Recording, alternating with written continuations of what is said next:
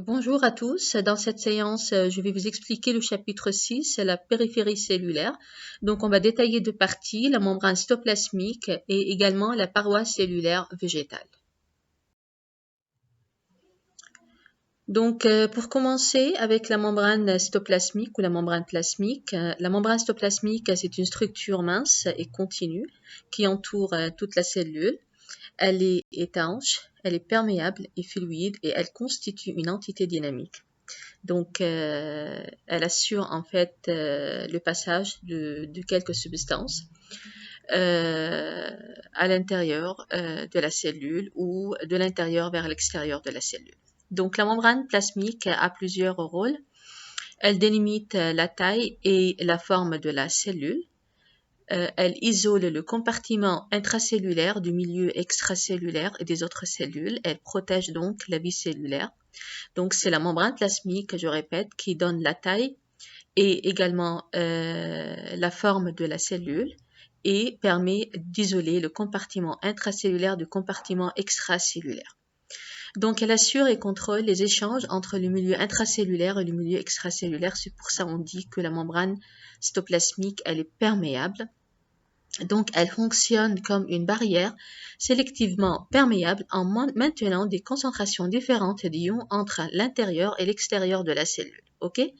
Donc, certains ions sont en fait se trouvent en quantité plus importante ou leur concentration elle est plus importante au niveau extracellulaire et d'autres ions l'inverse. Par exemple, le sodium, il est fortement concentré à l'extérieur de la cellule.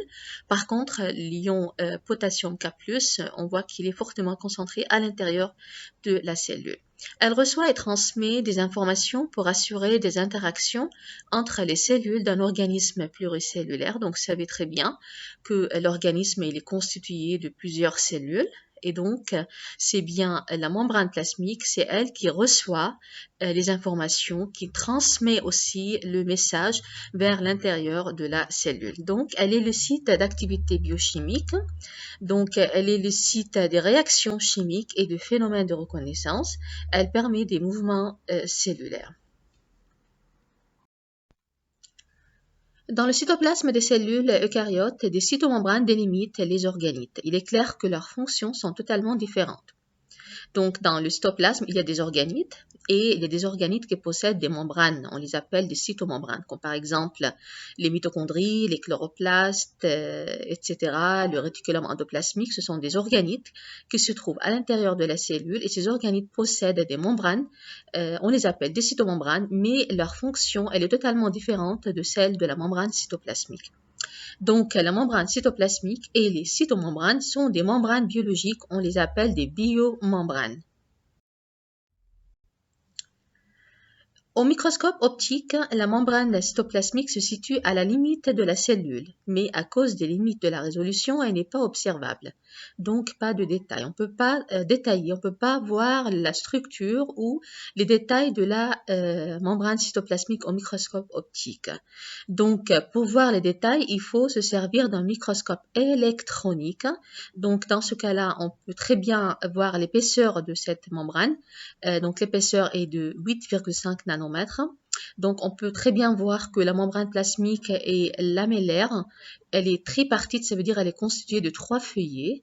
Alors, il y a 2 feuillets qui sont denses aux électrons et il y a un troisième feuillet. En fait, ces 2 feuillets sont séparés, si vous voulez, par un feuillet qui est intermédiaire, alors qui est transparent aux électrons. On le dit, on peut dire qu'il est osmiophobe. Par contre, les feuillets denses aux électrons, on dit qu'ils sont osmiophiles. Alors, donc, je répète, l'épaisseur de la membrane cytoplasmique est de 8,5 nanomètres, constituée de 3 feuillets. Donc, vous avez 2 feuillets denses qui mesurent 2,5 nanomètres d'épaisseur. Il y a un feuillet intermédiaire, donc qui est entre ces 2 feuillets denses, qui mesure 3,5 nanomètres. Donc, ça vous fait 2,5 fois 2, c'est 5, plus 3,5 nanomètres, ça vous fait au total 8,5 nanomètres. ce qui correspond à l'épaisseur de la membrane cytoplasmique. Du côté extérieur, la membrane plasmique d'une cellule eucaryote animale, elle est recouverte par le cell coat ou le glycocalyx, comme on a expliqué dans le chapitre précédent, le chapitre 3, je me rappelle. Et la membrane plasmique d'une cellule eucaryote animale, elle est doublée d'une paroi, d'accord? Donc, je répète, au niveau de la cellule eucaryote animale, vous avez à l'extérieur, ou la membrane la plus externe, c'est le cell coat ou le glycocalyx. Par contre, au niveau de la cellule eucaryote végétale, donc, vous avez en fait la paroi qui correspond à la membrane la plus externe, d'accord? Donc, vous avez membrane plus paroi, alors que dans la cellule eucaryote animale, on parle de membrane plasmique plus cell coat ou glycocalyx.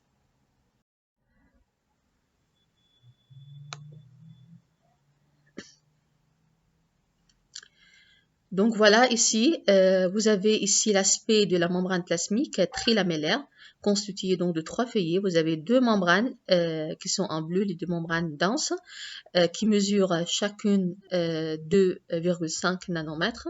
Et puis, vous avez en fait une membrane intermédiaire qui mesure 3,5 nanomètres. Voilà, donc c'est la membrane qui est claire.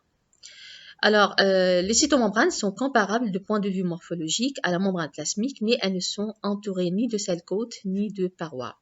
Donc, quand je parle des cytomembranes, ça veut dire les membranes au niveau des organites qui se trouvent dans le cytoplasme. Donc, j'ai dit que toutes ces membranes, on les appelle des biomembranes ou des cytomembranes. Alors, le rôle, c'est tout à fait différent, bien sûr.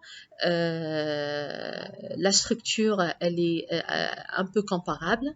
Par contre, les cytomembranes qui sont situées dans le cytoplasme, si vous voulez, ne sont pas entourées ni de cell coat ni de parois. Donc, c'est uniquement la membrane cytoplasmique qui est entourée soit de cell coat au niveau de la cellule eucaryote animale, soit de la paroi au niveau de la cellule eucaryote végétale. Par contre, les cytomembranes, il y a les mojoudines à l'intérieur de la cellule, dans le cytoplasme, donc au niveau des organites. Donc, les cytomembranes ne sont pas doublées en. Donc, pour parler maintenant de la composition chimique de la membrane cytoplasmique, alors l'analyse chimique montre que la membrane plasmique est un ensemble lipoprotéique qui comprend en moyenne 52% de protéines, 40% de lipides, avec une petite quantité de glucides qui correspond en fait à 8%. Donc, pour dire que cette cette membrane cytoplasmique, elle est constituée de lipides, de protéines, et vous avez une petite quantité de glucides. Donc, les cytomembranes présentent la même constitution chimique. Donc, vous avez toujours des lipides, des protéines et en fait des petites quantités de glucides. Donc, présentent la même constitution chimique que la membrane plasmique, mais elles contiennent généralement plus de protéines, moins de lipides et il n'y a pas de cell coat.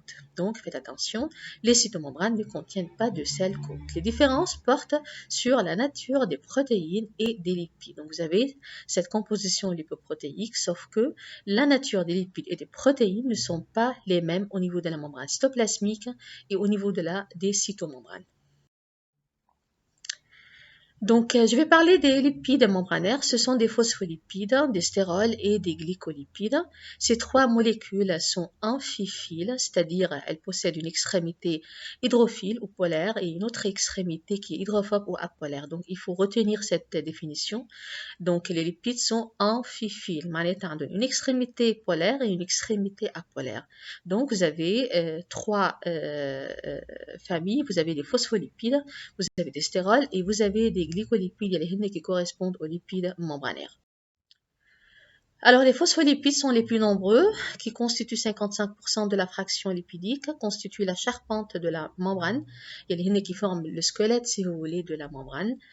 Chez les mammifères, donc vous avez en fait des phosphatidyléthanolamines, vous avez des phosphatidylcholines, phosphatidylsérine et vous avez la sphingomyéline.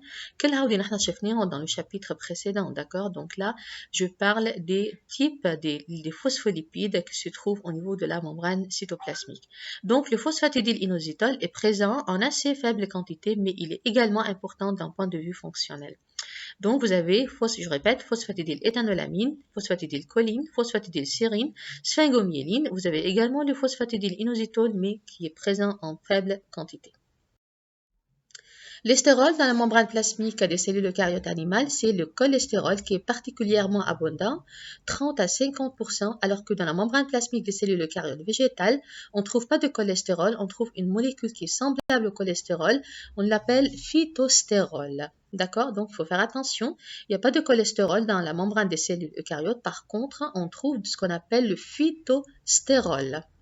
Dans les cytomembranes et la membrane plasmique des prokaryotes, les stérols sont absents. Ok?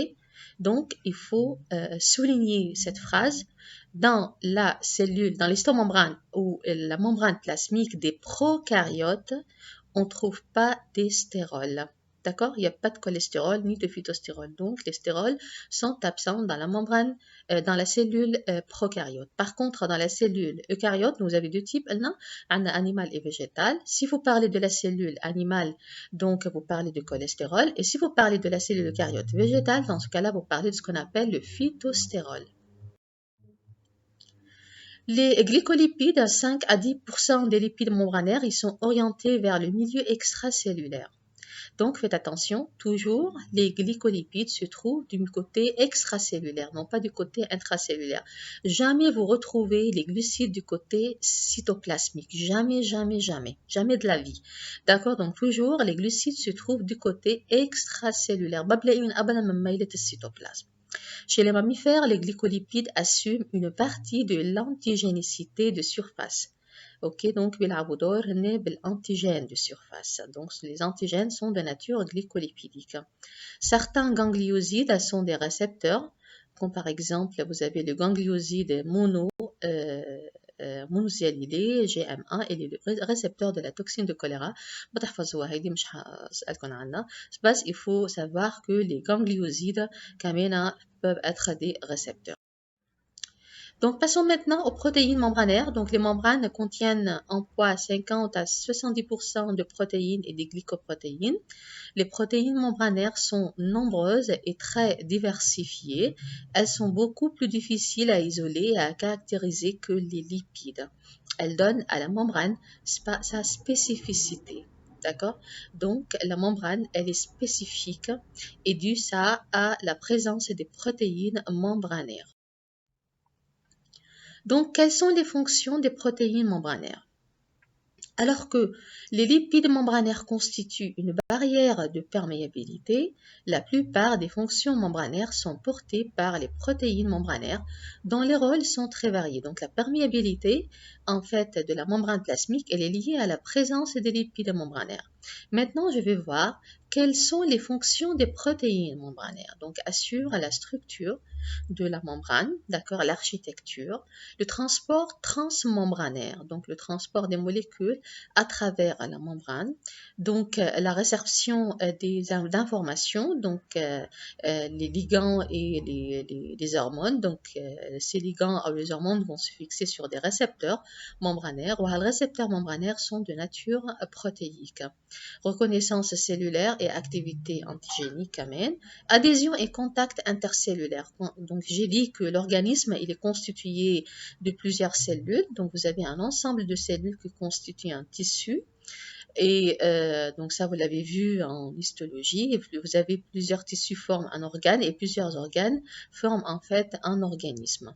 Voilà, donc vous avez en fait ce qu'on appelle un contact entre les cellules. Donc les cellules qui forment un tissu sont, si vous voulez, sont liées entre elles par des jonctions. Donc vous verrez plus tard les jonctions qui permettent de connecter ou de relier les cellules adjacentes. Donc, les protéines, en fait, qui sont impliquées dans l'adhésion des cellules adjacentes et dans le contact intercellulaire, le contact entre les cellules adjacentes. Kamena joue un rôle très important dans les activités enzymatiques, d'accord? Donc, certaines protéines peuvent être des enzymes. Qui sont impliqués en fait dans différentes réactions chimiques. On a dit tout à l'heure que la membrane cytoplasmique est le site de certaines réactions chimiques. Donc maintenant, pour parler des glucides membranaires, on a dit, en fait, je répète, la membrane cytoplasmique, elle est constituée de lipides et de protéines et également d'une faible quantité de glucides. La membrane plasmique des cellules eucaryotes contient donc en poids 5 à 10% de glucides. Les glucides sont très diversifiés, donc il y a plusieurs types, plusieurs molécules. Ils varient entre les espèces, voire entre les types même de cellules d'un même organisme. Donc pas seulement ces glucides varient entre les espèces, entre les individus, même aussi varient dans un même organisme entre les différents types des cellules. Ce sont donc des marqueurs qui permettent de distinguer les cellules et notamment les différents groupes sanguins. D'accord? Donc, permet de distinguer les cellules. Donc, dans l'organisme, vous avez plusieurs types cellulaires. Vous avez des cellules nerveuses, vous avez des cellules musculaires, vous avez des cellules osseuses, etc., épidermiques, voilà. Donc, chaque cellule possède des marqueurs spécifiques, des types glucides, des glucides spécifiques, d'accord? Et également, كمان vous avez la variation كمان qui se trouve entre les individus. Et donc là, vous parlez maintenant des différents groupes sanguins qui sont bien sûr liés à ces différents types des glucides membranaires. Alors maintenant, je vais parler de l'organisation et l'architecture moléculaire. L'agencement des lipides, des protéines et des glucides membranaires répond au modèle dit modèle de la mosaïque fluide. La membrane plasmique ou cytoplasmique, elle est caractérisée par ce modèle mosaïque, ce modèle fluide qui possède une certaine fluidité. Alors, les propriétés des lipides, notamment leur nature amphiphile, je répète, amphiphile, ça veut dire la molécule possède deux extrémités, une extrémité polaire et une autre extrémité apolaire. Il y a un hydrophile et hydrophobe. Donc, les propriétés des lipides montrent expérimentalement que, à la surface de l'eau, les phospholipides déposés forment un film monomoléculaire orienté à l'interface RO, les pôles hydrophiles se situant au contact de l'eau, alors les pôles hydrophobes à l'opposé. Comme j'ai dit, les lipides sont amphiphiles, معناتها une extrémité polaire hydrophile بتحب الماء عندها affinité avec l'eau. Il y a une autre extrémité hydrophobe ما عندها affinité مع الماء. معناتها وقت بدي احط انا ليبيد على السيرفاس دو لو دايما بيتجه الاكستريميتي بولار هي بتتجه صوب الماء والاكستريميتي بولار apolaire pardon بتكون او hydrophobe بتكون de l'autre côté. D'où donc vous avez cette forme, ce film si vous voulez monomoléculaire qui est orienté à l'interface RO. D'accord? Donc du côté de l'eau, vous avez la région polaire et du côté de l'air, vous avez cette extrémité hydrophobe. Donc, en solution aqueuse, les phospholipides, إذا كانوا هن موجودين جوات السوليسيون جوا, les phospholipides أكيد doivent chercher une situation de manière à orienter les régions hydrophiles vers l'eau, ok, et à cacher les régions hydrophobes حتى نبعدهم عن المي. فمعناتها بتاخد الأسبي en fait soit des micelles, d'accord, soit pour former des micelles معناتها عم بحكي عن sphère formée d'une seule couche lipidique dont les groupes polaires ne بيكونوا en contact de l'eau, d'accord, والكو يلي هن les acides gras يلي هن جمالا بيكونوا la région qui correspondent en fait à la région hydrophobe ou la région apolaire, هن بيكونوا dirigés vers le centre là où il n'y a pas de l'eau, d'accord, يعني بياخدوا هيدا الشكل هفرجيكم اياه.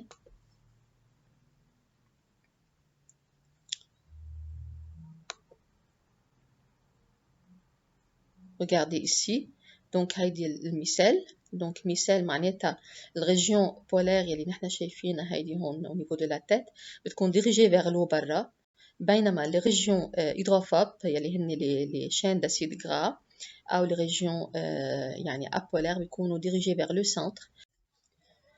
Donc soit بيكونوا مثل ما قلنا en forme de micelle, soit بيكونوا en couche bimoléculaire. couche bimoléculaire معناتها هون إذا عم بحكي أنا إنه الموليكول ليبيديك تكون كلياتها جواتها بقلب يعني en solution aqueuse, جواتها كلها بتكون موجودة بقلب السوليسيون aqueuse.